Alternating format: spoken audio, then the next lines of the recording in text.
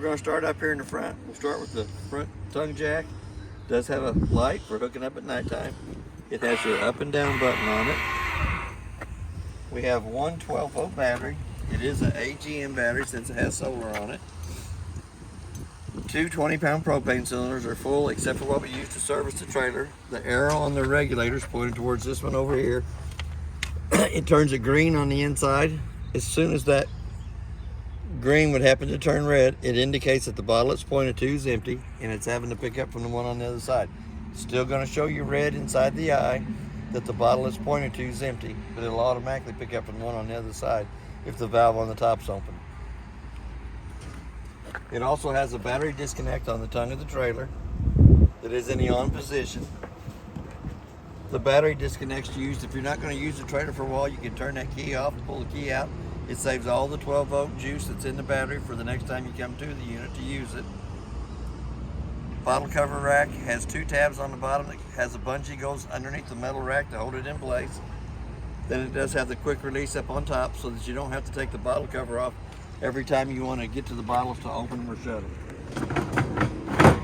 As we start down this side here, the main big compartment up here in the front does have a magnet that holds it up out of the way. We have a port spray hookup. I'll show you that in a minute. This is the handle for the tongue jack that cranks the tongue jack up or down. For any reason it won't work off of its own, off the switch, there is a manual way to crank it up. The 3/4 inch handle is for the balance jacks on all four corners. They loosen the pin up, run the jack down a little bit, pull the little pin up on the leg, let the leg fall all the way down, and then crank it down. It won't lift the trailer from side to side. It just keeps the trailer steady while you're walking through the center of it. We'll carry the little hose right down here along with me. The 2-inch valve in the front is your bathroom sink, shower water, and your kitchen sink water. The 3-inch valve in the back is the toilet water only.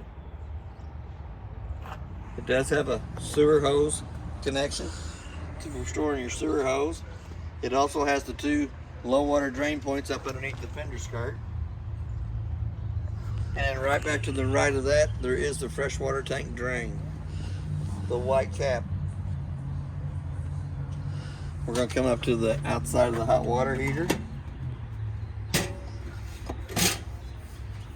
We'll let it fall down.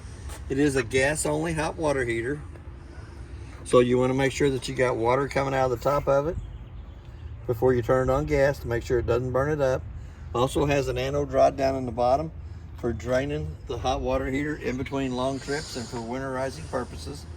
But the anode rod actually draws all the impurities out of the water to that rod, eats up the rod instead of eating up the inside of the tank. Anytime the steel rod's showing, it's time to replace it. Your freshwater tank will fill here, drains at the white valve down below.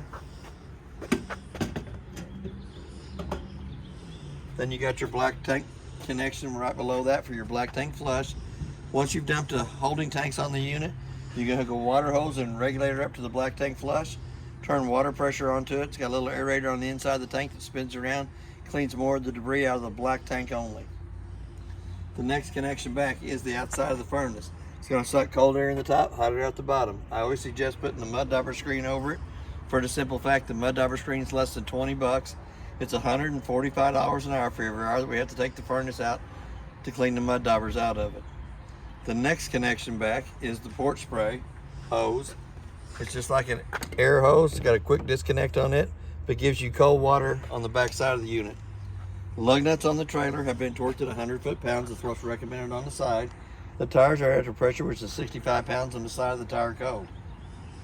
The next connection back is your city water connect that you can hook to with a water hose and regulator and never have to fill the fresh tank on it. Work right off the water pressure coming from the hose. It does have an outside shower on this side over here that gives you hot and cold running water to the off door side of the unit. Here again, we got a 50 amp cord, plugs in, makes a quarter of a turn to the right, tighten up the black knob. We do have a park cable hook up here in the back. If the park that you're at has cable, we can hook to that and you'll have the same cable that the park has. If you're at a park that has cable on your TV on the inside. We do have another air vent on this side. I'll have to show you how that works when we get to the inside of the unit. It is prepped for a backup camera up top. While we're back here, we'll go ahead and open up the tailgate. We're going to open the handle, turn it sideways. It does have spring assist on the hinge on the back of the door, but it is kind of heavy, so I kind of walk it out.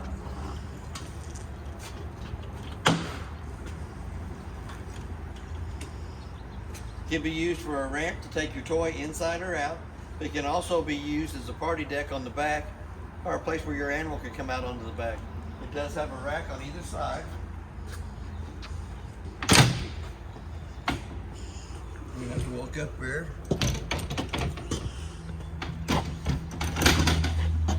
Comes over, locks into the connections on the side of the unit.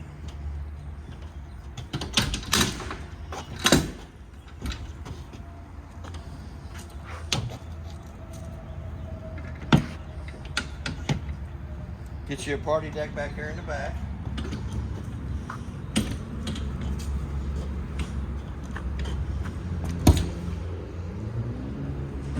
Grab, lift it up so it makes a connection there. But it'll actually come around. It does have a gate on the back that you can lock into place, so that your critters can't get out. Also has a black screen up here in the front, that the screen goes into the back to keep bugs from going inside the unit.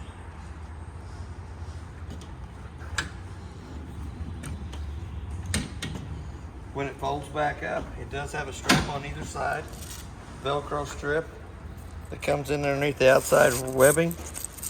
Comes up, locks the two pieces in place.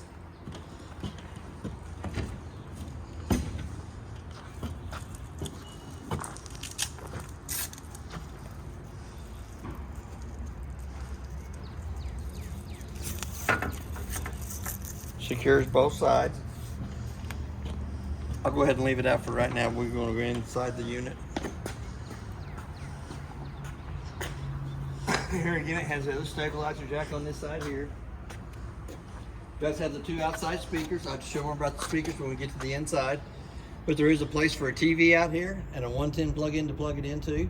We have our second vent up here at the top, so that when you have a toy that has gasoline inside of it, you can open the front vent and the back vent, and it will vent the gas fumes from the inside to the outside of the unit. We're going to come up into the front compartment. It does have a quick disconnect gas line underneath the corner here. Magnetic door that holds the door up out of the way. We have a refrigerator with the thermostat controls in the upper right hand corner, but it is 110 only. It has to have 110 for this outside refrigerator to work. Here again, we're going to pull out the outside grill, pull it all the way out. Red handle comes down, locks it into place to keep it from going back inside the unit when it's lit.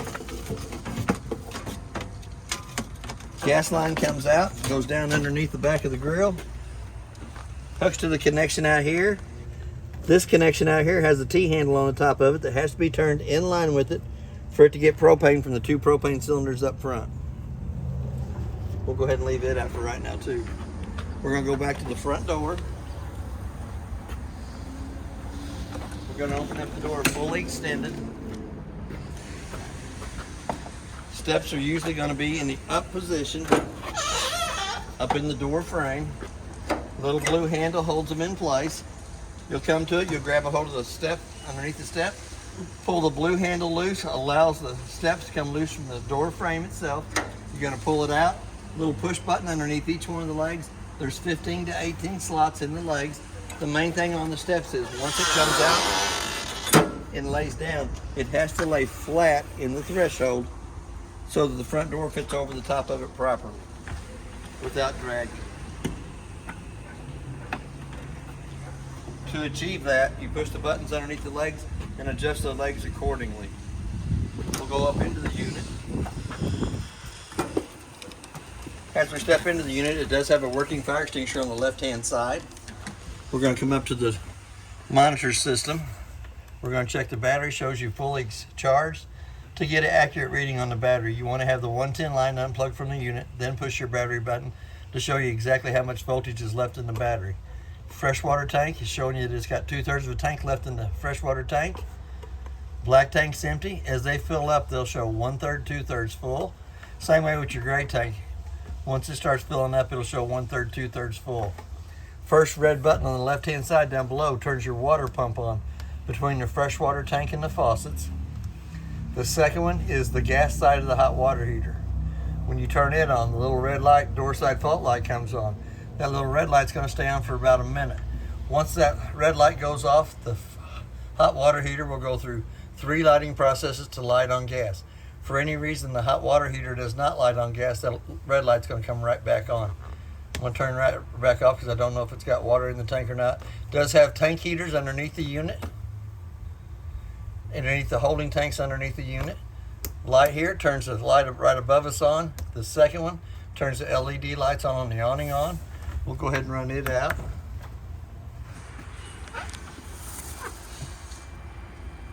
It's pretty handy just being able to push the button and the awning go out on it for you. We'll let it slide out till the skirt is hanging straight up and down.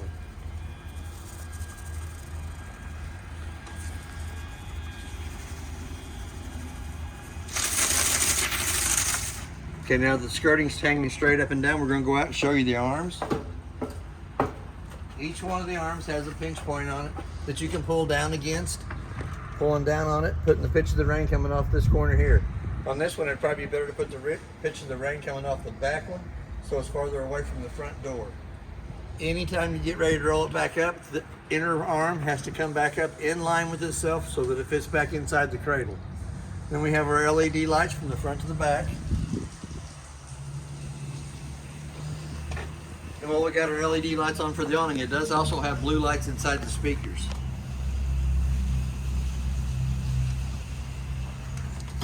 We're going to step back into the unit.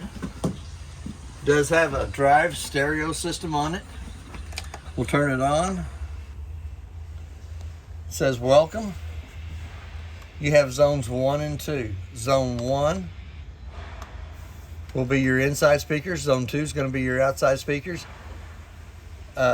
It's got modes so you can play Bluetooth music, auxiliary in, auxiliary out, FM, Bluetooth music again, back to the stereo, kind of dial it up till it gets the station.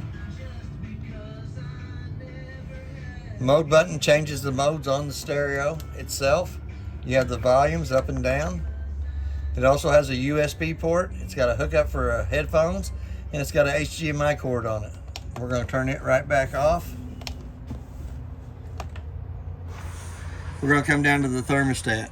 When you turn the thermostat, the mode button is going to show fan low, fan high, cool, cool low, cool auto, and cool high.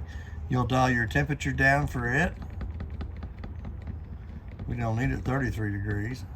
Probably not. 55 would be just fine. And then your living room, kitchen AC will come on. If you hit that mode button one more time, it says heat in the lower left hand corner. Hit that mode button one more time and it says off in the lower right hand corner. When you go to the heat, you're going to dial your temperature up for it. Hit the mode button one more time and it should say off in the lower right hand corner. It also has a LP carbon monoxide detector in the unit.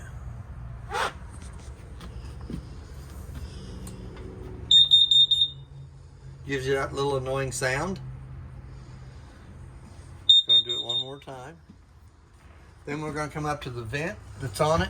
We're going to kind of pull out on it, slide it over, allows cold air to come in through this side. Same way on the back corner. Open it up, and if you got a toy inside the unit that has gas in it, it'll vent the gas fumes from this side to the back side of the trailer. Then all you have to do is when you get where you're going to use it, want it open, pull it back up, lock it into place. Has a 110 outlet besides the little table right here. This is a fire escape window since it is a bedded area. We'll slide that up so you got a better view of the window.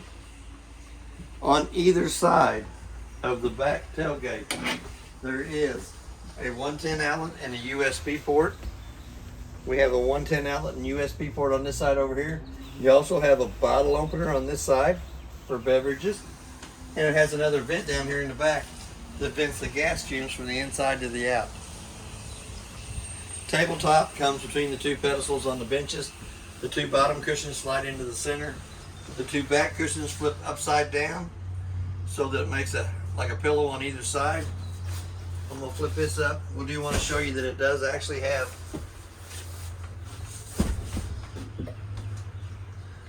three plastic totes on either side.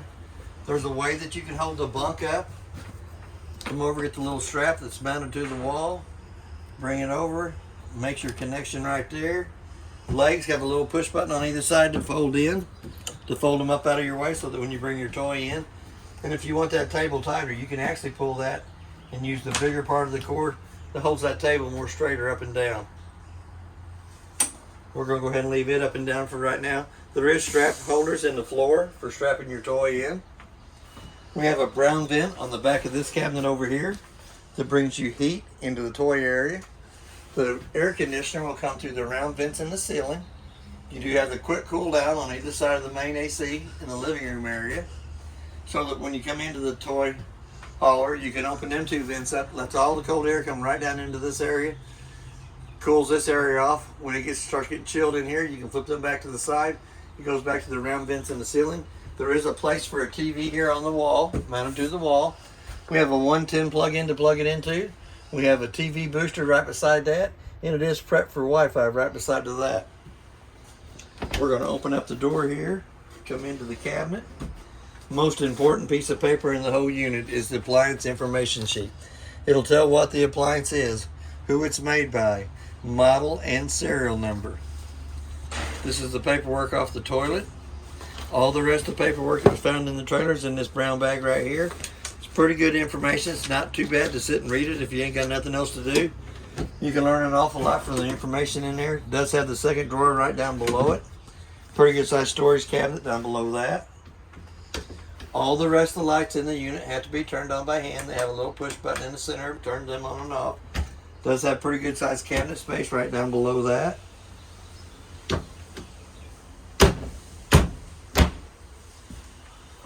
On your kitchen sink, to get it to operate to where you have water, you push it to the hot side, pull back on the handle, and it'll have hot water coming out that side.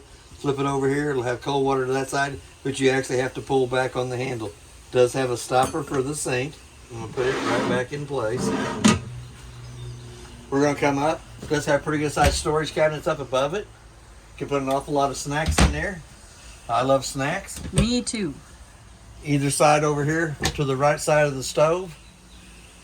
Lots of cereal, snacks. We're going to come back to the light.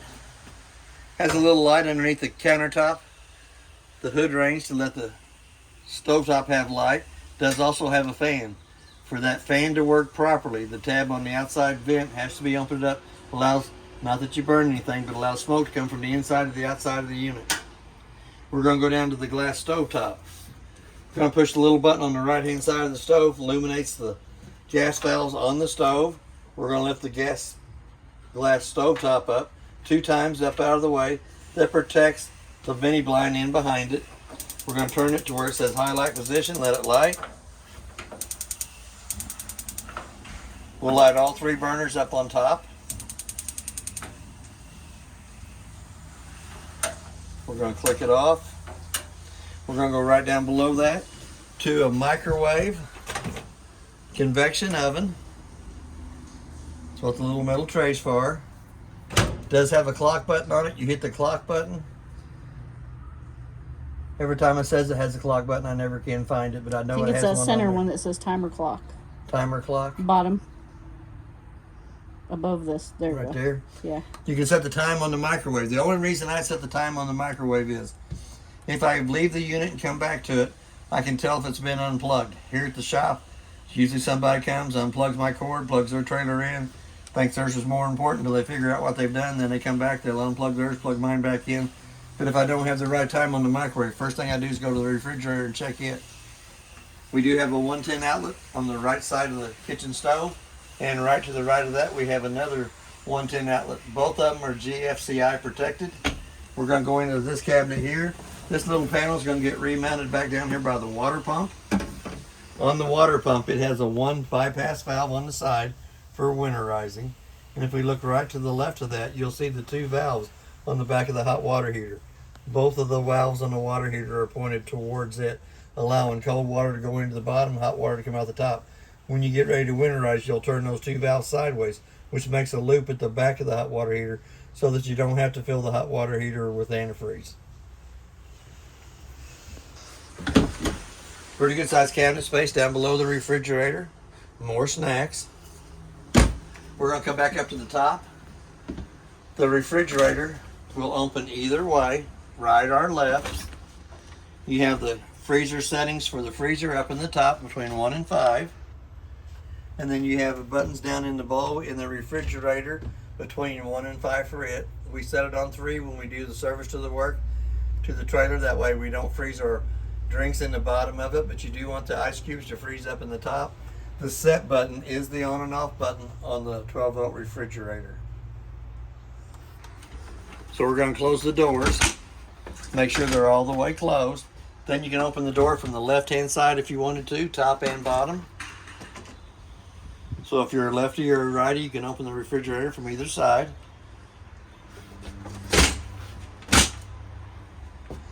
We're going to go right back up, past the monitor panel, past the stereo and that. We're going to go up into the bathroom area. We're in the bathroom area. Both the lights above us have to be turned on by hand. Have a little push button in the center of those. You do have a knurled knob in the vent in the ceiling that you can crank up to raise the vent above us. Little button turns the fan on for pulling moisture out of the bathroom area. Has a single foot flush on the right hand side. Push halfway down, fills with water. Push all the way down, fills and dumps. Here again on the bathroom faucet. To the left side you're hot, to the right side you're cold, and you have to lift up on the handle for it to have water coming out of it. Shower is the same way. You have your hot water on the left hand side, cold water on the right hand side. Does have a curtain that comes over, pulls between. Keeps you while you're taking a shower. It does have a little handle on the inside that you can pull against to get out from the inside. Does have pretty good cabinet space up underneath the bathroom sink. Extra toilet paper, soap, shampoos. Does have the GFCI outlet in the bathroom. That has the 2 resettable breakers on the front. So if you plug an appliance into any of the 110 outlets to spark GFCI, you might want to come and check the 2 breakers on the front of here. It will have a yellow light, excuse me, on the right hand side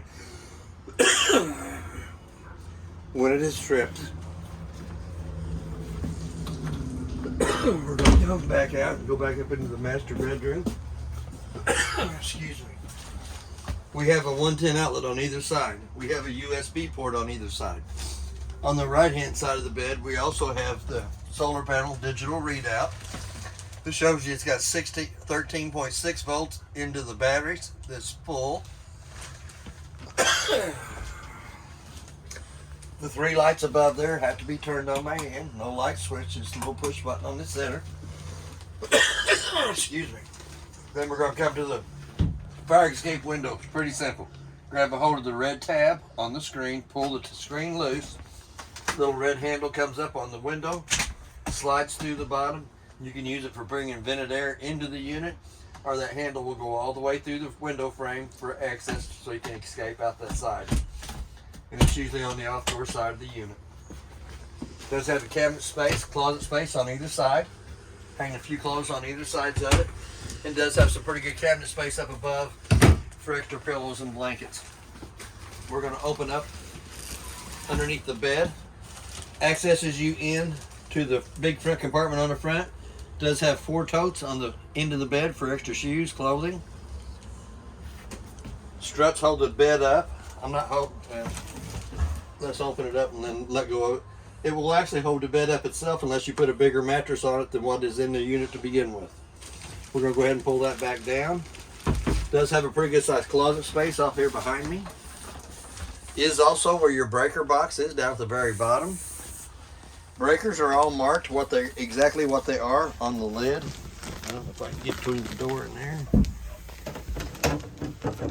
On the lid it tells you exactly what the breakers are. It tells you also what the car fuses at the top are. Exactly what they are and what the voltage is on them.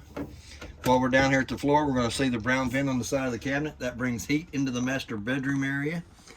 The round vents in the ceiling that's white, brings AC into the master bedroom. There is a white plate above that door back there that doesn't have a switch on it, doesn't have a dial on it. That is the access for the outside electric awning, the connections for the electric awning. That is basically everything. There is a TV area here that you can mount a TV to this wall. Plugs into your park cable or antenna hookup up there, and it does have a 110 outlet at the top that is also GFCI protected. That is basically everything on your trailer. If you have any questions, I'll try to answer them the best that I can, and thank you for your time.